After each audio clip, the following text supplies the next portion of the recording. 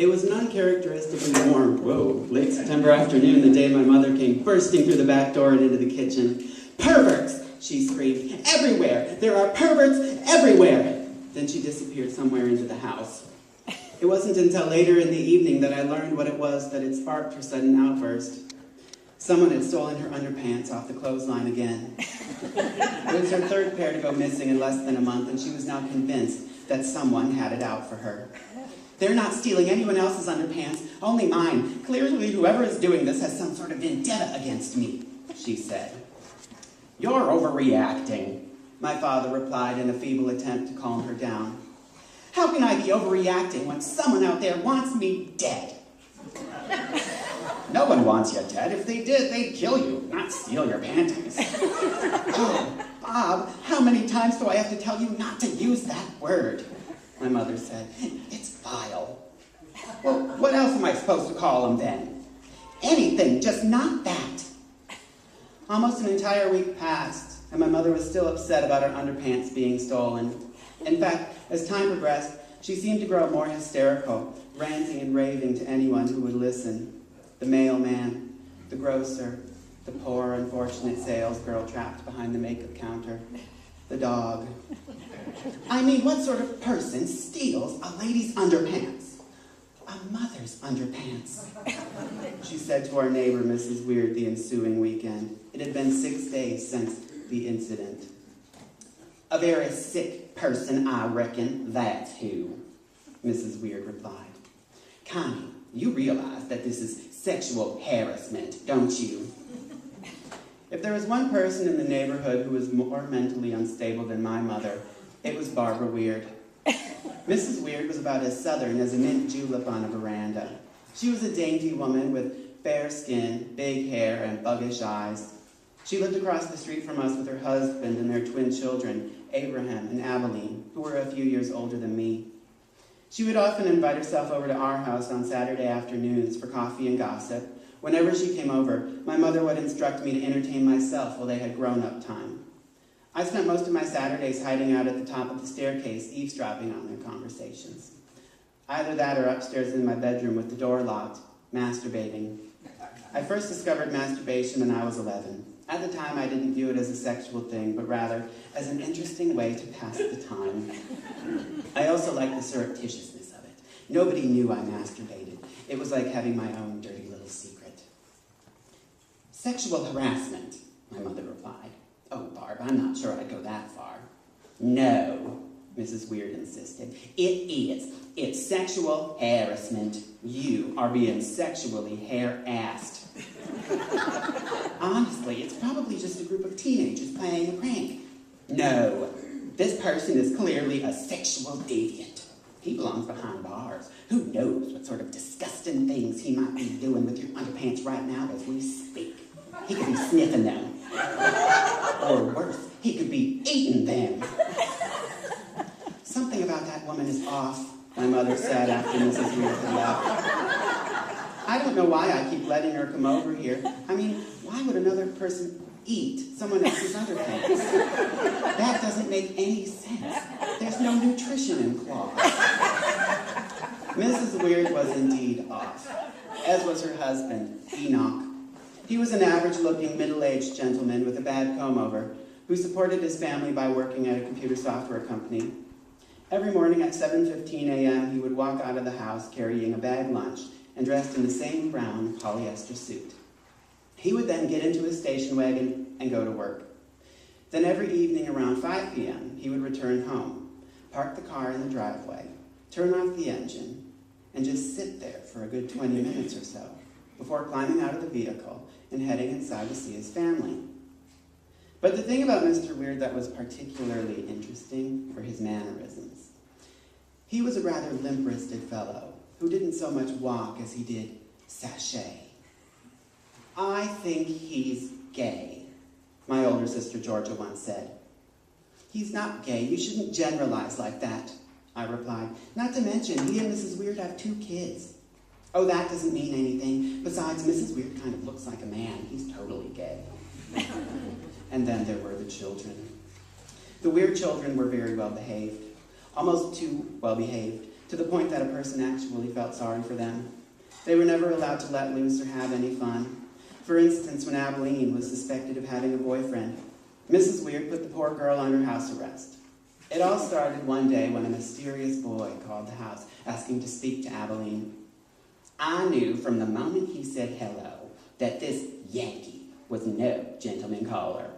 He was trouble.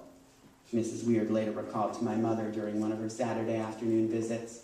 I sat perched at the top of the stairs, quietly listening. He only wanted one thing: sex with my daughter. You got all this from hello, my mother replied. Why else would he be calling the house on a Thursday afternoon?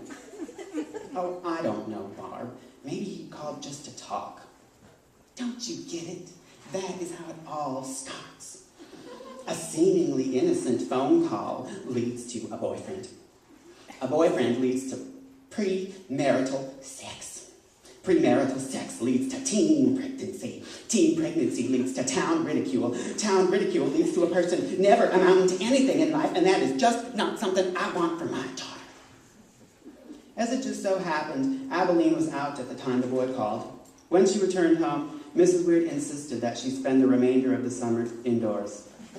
Abilene wasn't allowed any visitors, letters, or phone calls, and the only time she was let out of the house was to go to church on Sundays. I'll never forget the day I was walking down the sidewalk and saw her sitting up in her bedroom window. She was staring outside longingly. We made eye contact through the glass. I smiled up and waved up at her, then mouthed the words, "I'm sorry." Without so much a nod of recognition, Abilene turned away from the window, letting the curtain fall in her place, and disappeared into the depths of her prison chamber. Then there was the time Abraham Weird was caught smoking a cigarette. Mrs. Weird didn't waste any time shipping him off to military school, where he spent the next 2 years of his life being reformed. "It breaks my heart to send him away," she told my mother. "But I knew that if I didn't nip the problem in the behind now, he would only grow up to be a rapist or a murderer or both." "You really think that?" my mother replied. "Oh, think it? Sweetheart, I know it. Every person who has ever raped or murdered another person has also been a smoker, and that's a fact." In addition to being kept on the world's shortest leash, the Weird children were homeschooled. You can't trust a public school any more than you can trust a public restroom, Mrs. Weird used to say. They also weren't allowed to watch any television. "The decline of America began with the rise of the television," Mrs. Weird claimed. "If Americans were smarter, they'd throw their televisions into the ocean and go to church." And when it came to friends, they weren't allowed to have any. "No offense, but you can't trust other people's children these days," she insisted. "Who knows what sort of negative influence they might have on my angels?" "Well, they might also have a positive influence, Barb," my mother replied. "Socialization is important for kids and teens." Might I remind you that Joseph Stalin was a socialist? And look at all the trouble he caused. That man was a real creep. By the time October rolled around, 9 pairs of my mother's underpants had officially gone missing. "You need to stop hanging them outside on the clothesline," my father advised. "Then how the hell else am I supposed to dry them?" my mother replied. "I can't have soggy underpants, and it's not like we have a dryer I can throw them into. If we did, this wouldn't be a problem." My mother had been trying to convince my father to buy an electric dryer for years, but he wasn't interested. He was a simple man, as well as a bit of a tightwad, and a dryer to him would not only cause an increase in the monthly electric bill, but it simply wasn't necessary. Not when one could just as easily hang the clothes to dry outside. It was for this very reason that we also didn't have a dishwasher, a microwave, a drip coffee maker, or cable television. None of these things my father felt were necessary.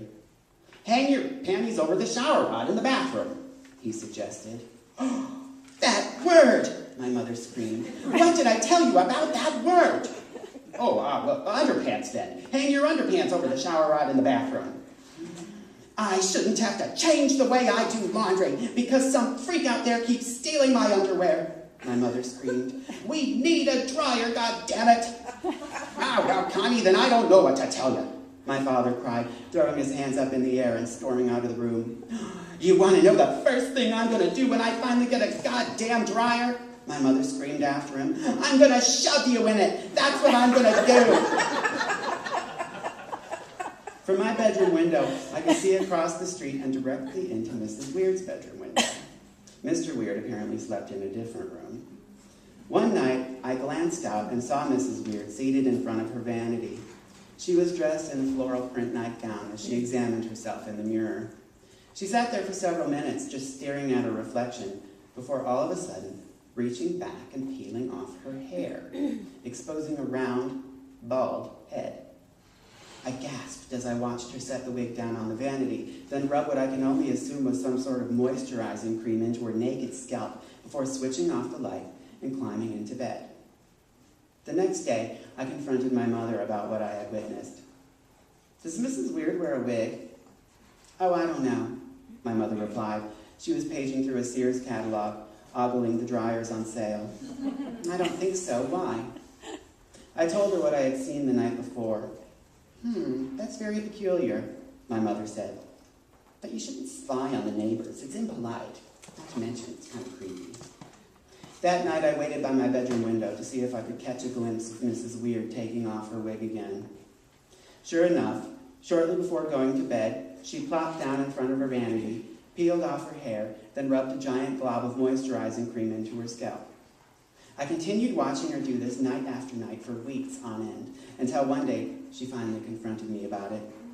It was Saturday and she had just arrived at our house. She and I were alone together in the living room while my mother waited in the kitchen for the coffee to finish percolating. "I know you've been watching me," Mrs. Weird said. "What are you talking about?" I asked in my most innocent-sounding voice. "Oh, cut the crap, kid. I know you know my secret." "How do you know?" Mrs. Weird sighed. "Well, it's pretty simple, actually. You see, during the day, you can't see into people's houses because it's too light outside. But at nighttime, when it's dark out, and a person has lights on in their house, other people can see inside. Kind of like how you can see into my house, I can see into yours." "Oh," was all I was able to muster up. "Do you know what private parts are?" Mrs. Weird asked. I nodded.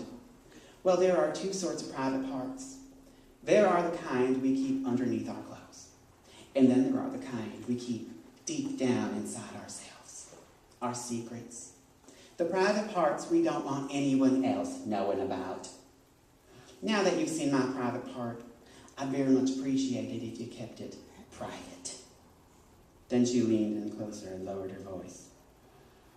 "Otherwise, I might have to do something drastic. And believe me, you don't want that to happen. And just in case you didn't get God's memo, masturbation is a sin." My mother finally broke down and bought a dryer that November. Her tipping point came when she realized that the amount of money she had spent rebuilding her underwear collection was about equal to the amount of money it would cost to buy an electric dryer on sale. Since she didn't want my father to know, she had to open her own credit card to make the purchase.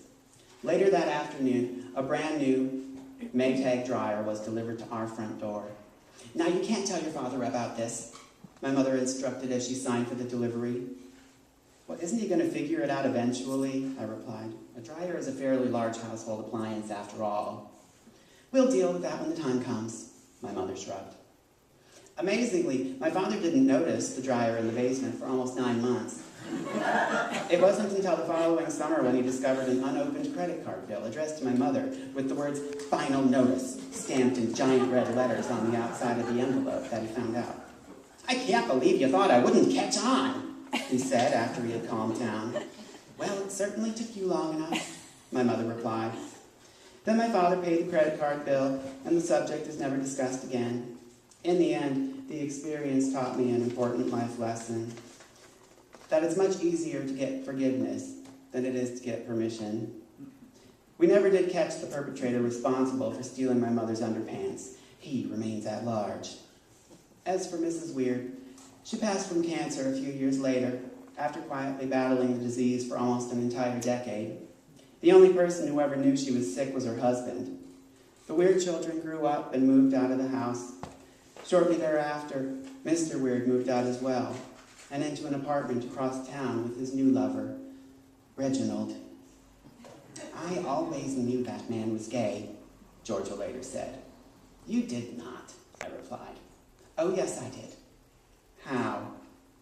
There are some things an individual just can't hide, Georgia said. No matter what they do, no matter how hard they try. Sooner or later, someone's going to find out. Thank you.